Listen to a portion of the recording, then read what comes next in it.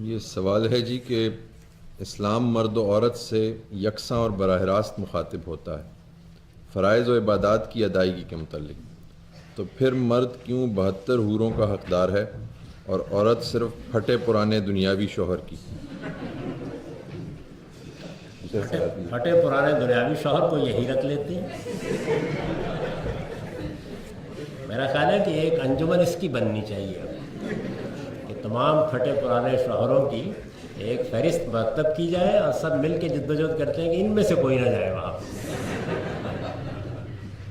یہ بات یہ ہے کہ میں بار بار توجہ دلاتا ہوں اور برسوں سے توجہ دلا رہا ہوں کہ آپ کو جنت کیا ہے، جہنم کیا ہے، آگے کیا معاملہ ہونا ہے، اس کو جاننے کے لیے اللہ کی کتاب کو پڑھنا چاہیے۔ یہ جو قصے، کہانیاں، اس طرح کی چیزیں ہیں، بعض اوقات میں بالکل حیران رہ جاتا ہوں۔ بعض علماء کو بھی جب کبھی سننے کا موقع ملتا ہے کہ وہ کیا کر رہے ہیں، یعنی حوروں کے قد ناپے جا رہے ہیں اور معلوم نہیں کیا کیا تفصیلات ہیں جو بیان کی جا رہی ہیں۔ یہ اللہ کی کتاب کا طریقہ نہیں ہے۔ یہ دیکھیے، میں آپ کو بتاتا ہوں کہ قرآن جنت کیا بیان کرتا ہے۔ دو نہایت خوبصورت تعبیریں قرآن مجید نے اختیار کی ہیں۔ تفصیل تو کبھی کبھی جب لوگ دنیا میں غلطان ہوتے ہیں، یعنی وہ کہتا ہے آؤ اس دنیا کی طرف جو موت کے بعد شروع ہونے والی ہے، تو لوگ اس دنیا کو چھوڑ کر اس کی بات سننے کے لیے تیار نہیں ہوتے۔ اس وقت وہ تفصیل کرتا ہے، ورنہ اس کی اپنی تصویر کیا ہے؟ دو جملوں میں وہ ہمیشہ بیان کرتا ہے، لا خوف علیہم ولا ہم یحزنون۔ تمہاری یہ دنیا کی زندگی کیا ہے؟ ماضی کے پچھتاوے، مستقبل کے اندیشے۔ تو یہ کہتا ہے کہ وہ ایک ایسی دنیا ہوگی جس میں نہ ماضی کا کوئی پچھتاوا ہوگا، نہ مستقبل کا کوئی اندیشہ ہوگا۔ اور ملے گا کیا؟ لکم فیہا ما تشتہی انفسکم، جو خواہش تمہارے دل میں پیدا ہوگی وہ پوری کر دی۔ تو اب اس کے بعد بتائیے کہ پھٹے پرانے شوہروں کے لیے گنجائش آ گئی؟ یہ فیصلہ خواتین کو کرنا ہے۔ تو اب میں آپ کی سفارش کر دیتا ہوں کہ وہ وہاں پر یہ خواہش کریں کہ یہ پھٹا پرانا ہی دے دیا جائے۔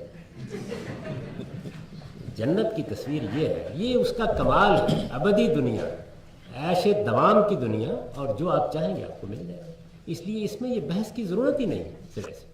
یہ تو جو لوگ سرکش ہو گئے، پیغمبر کی بات سننے سے انکار کر رہے ہیں، ان کو بتایا جا رہا ہے کہ جس دنیا کی وجہ سے اتنی بڑی حقیقت کا انکار کر رہے ہو، یہ تو اپنی آخری شکل میں مل ہی جائے۔ تو غامدی صاحب، یہ اس سے ملتا جلتا سوال ہے کہ حور کا مطلب آپ آہو چشم بتاتے ہیں، تو اس کی کیا مطلب آپ کی تسلی ابھی بھی نہیں ہوئی؟ سوال کرنے کی سوال یہی ہے۔ یہ دیکھیے، یہ غلط فہمی ہے لوگوں کی، اور وہ یہ سمجھتے ہیں کہ حور کسی مخلوق کا نام ہے۔ ایسا نہیں ہے، یہ عربی زبان کا ایک ایڈجیکٹو ہے، یعنی خواتین کے حسن کی، جمال کی جب آپ تعریف کرتے ہیں تو اس کے لیے کچھ ایڈجیکٹوز بولتے ہیں، کچھ اسمائے صفت بولتے ہیں۔ تو حور کا لفظ جو ہے یہ اصل میں ایک ایڈجیکٹو ہے، کسی مخلوق کا نام نہیں ہے۔ اس کو بہت اچھی طرح سمجھیں۔ قرآن نے اور بھی بڑے ایڈجیکٹو استعمال کیے ہیں جن کے مختلف معنی ہیں۔ آہو چشم بھی استعمال کیا ہے، گوریاں بھی استعمال کیا ہے، اور بھی بہت سے کیے ہیں۔ تو یہ ایک صفت ہے جو عورت کی بیان کی ہے قرآن مجید نے، یہ کسی الگ مخلوق کا نام نہیں ہے۔ یہ غلط فہمی دور کر رہے ہیں۔ شکریہ۔ اب خواتین کہیں کہ اچھا ہوا مرد بھی محروم ہوئے۔